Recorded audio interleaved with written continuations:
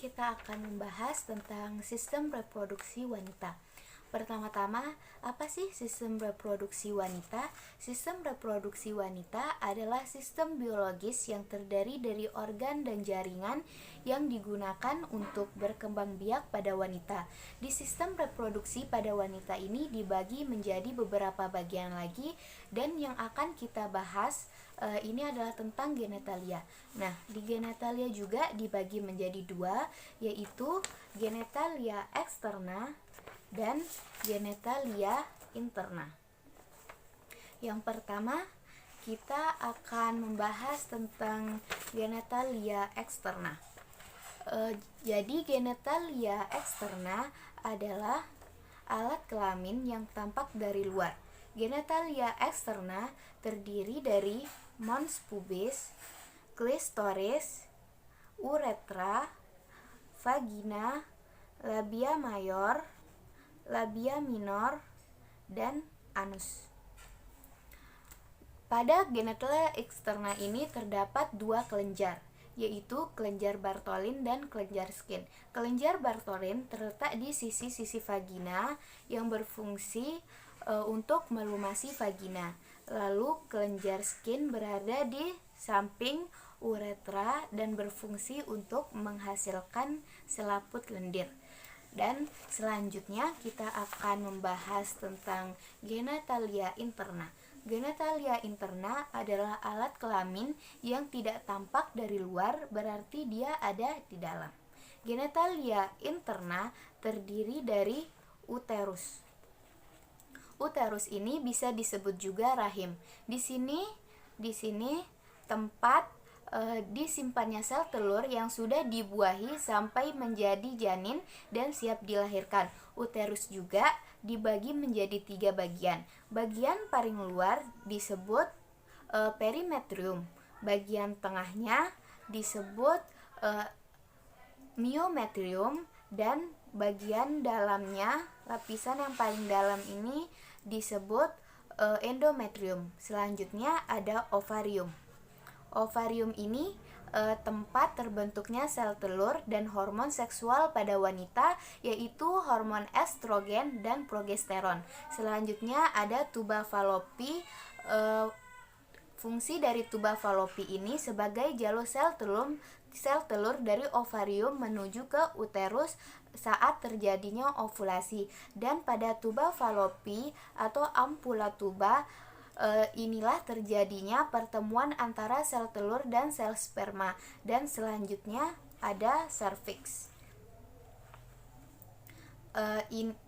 Di serviks ini terbentuknya selaput lendir yang fungsi dari selaput lendir ini untuk membantu sperma masuk melalui vagina. Selanjutnya pelvis dibagi menjadi dua, yaitu pelvis mayor dan pelvis minor. Pelvis mayor bisa disebut dengan vas pelvis, letaknya di atas linea terminalis. Fungsi dari vas pelvis adalah untuk menyokong organ abdomen. Lalu ada pelvis minor, bisa disebut dengan true pelvis, letak true pelvis di bawah linea terminalis. Fungsinya untuk menyokong organ reproduksi. Baik, di sini saya akan menjelaskan bagian panggul secara garis besar. Panggul dibagi menjadi 4, yaitu 2 oskopse, 1 tulang sakrum, osakrum, dan yang di ujung sini ada 1 oskopsidius. Pada tulang kokse dibagi menjadi 3, yaitu ilium, os ilium. Ada 3 bagian penting pada os ilium, yaitu spina iliaca anterior superior, spina iliaca posterior superior, dan yang tebal ini adalah crista iliaca. Selanjutnya os isium, tonjolan yang ini namanya spina ischiadica. Lalu tulang yang menjaga waktu duduk namanya yang ini tuber ischiadica. Lalu lubang yang ini namanya foramen obturatorium, dan yang ini namanya acetabulum. Selanjutnya ada os pubis. Bagian atasnya yang ini namanya ramus superior osis pubis, yang bagian bawahnya ini ramus inferior osis pubis, dan yang ini lengkungan pada ramus inferior membentuk arcus pubis. Selanjutnya ada os sacrum.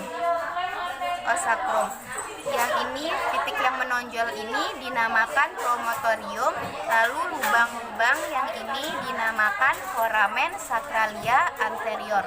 Selanjutnya yang ini paling ujung namanya os coccygeus. Os coccygeus terdiri dari 3 sampai 5 ruas tulang. Selanjutnya kita akan bahas tentang ligamen. Yang pertama, ligamentum sacroiliaca yang terletak di antara os ilium dan os sacrum. Ada juga ligamentum sacrotuberosum yang terletak di antara os sacrum dan tuber osis ischiadica. Selanjutnya ada ligamentum sacrospinosum terletak di antara os sacrum dan spina ischiadica. Dan ada juga ligamentum pubicum yang terletak di depan os coccyx kiri dan kanan. Selanjutnya kita akan bahas tentang otot atau musculus. Otot yang ada pada vagina bagian luar itu yang pertama ada musculus sphincter ani. Musculus ini yang melingkari anus. Yang kedua ada musculus bulbus spongiosum, yaitu musculus ini yang melingkari vagina. Yang ketiga ada musculus transversus superficialis. Yang keempat ada musculus levator ani, dan yang kelima ini ada musculus gluteus maximus. Dan ada juga otot yang melingkari vagina bagian tengah dan anus, yaitu musculus iliococcygeus. Yang kedua ada musculus ischiacoccygeus. Yang ketiga ada musculus perineal transversus profundus, dan yang terakhir ada musculus coccygeus. Selanjutnya kita akan membahas mengenai bentuk panggul. Bentuk panggul dibagi menjadi 4, yaitu bentuk panggul ginekoid, bentuk panggul android, bentuk panggul antropoid, dan bentuk panggul platypeloid. Bentuk panggul ginekoid bentuknya hampir seperti lingkaran. Bentuk panggul seperti inilah yang banyak ditemukan. 41% wanita memiliki bentuk panggul seperti ini. Bentuk panggul ginekoid ini memiliki spina ischiadica yang tumpul dan tidak menonjol, dan arcus pubisnya membulat. Yang kedua ada bentuk panggul android, mirip seperti bentuk hati. Bentuk sakrum cenderung datar dan tidak melengkung, serta spina ischiadica lebih menonjol. 33% pria memiliki bentuk panggul seperti ini, dan pada wanita bentuk panggul seperti ini dapat mempersulit jalannya persalinan. Yang ketiga ada bentuk panggul antropoid, mirip dengan segitiga, diameter transversal terbesar terletak di posterior di dekat sakrum, dan spina ischiadica tidak menonjol. Bentuk panggul seperti ini banyak ditemukan pada laki-laki, jika pada wanita bentuk panggul seperti ini ditemukan pada wanita yang memiliki tubuh yang tinggi besar dan memiliki tungkai panjang. Yang terakhir ada bentuk panggul platypeloid. Bentuk panggul platypeloid seperti bentuk oval. Diameter transversal lebih besar dari diameter anterior posterior. Bentuk sakrumnya cenderung mendatar dan bentuk panggul seperti ini jarang ditemukan baik pada pria ataupun pada wanita. Dan yang terakhir adalah pengukuran panggul luar. Tujuan pemeriksaan panggul luar untuk menilai keadaan dan bentuk panggul, apakah ada kelainan atau keadaan yang memperhambat jalannya persalinan. Jadi pemeriksaan panggul itu ada 4 tahapan. Yang tahapan pertama ada distansia spinarum. Yang kedua ada distansia cristarum. Yang ketiga ada conjugata externa, dan yang terakhir ada pemeriksaan lingkar pinggang. Baik, yang pertama kita akan membahas distansia spinarum. Distansia spinarum ini pemeriksaan yang dilakukan pada spina iliaca superior inferior, dan jarak normal distansia spinarum ini adalah 23 sampai 26 cm. Yang kedua ada distansia cristarum. Distansia cristarum ini pemeriksaan di bagian crista iliaca dextra dan sinistra. Jarak normal distansia cristarum ini adalah 26 sampai 29 cm. Selanjutnya yang ketiga ada conjugata externa. Conjugata externa ini pemeriksaan dari ujung symphysis pubis dan ujung processus spinosus ruas tulang lumbal kelima. Jarak normal dari conjugata externa adalah 18 sampai 20 cm. Dan yang terakhir ada pemeriksaan lingkar panggul.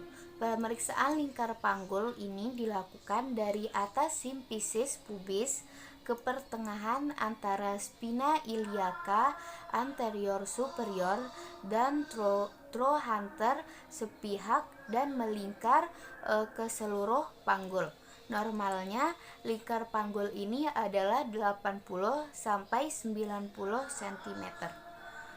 Sekian, mungkin itu saja yang dapat saya sampaikan tentang sistem reproduksi pada wanita. Jika ada kekurangan dan kesalahan mohon dimaafkan. Sekian dari saya. Wassalamualaikum warahmatullahi wabarakatuh.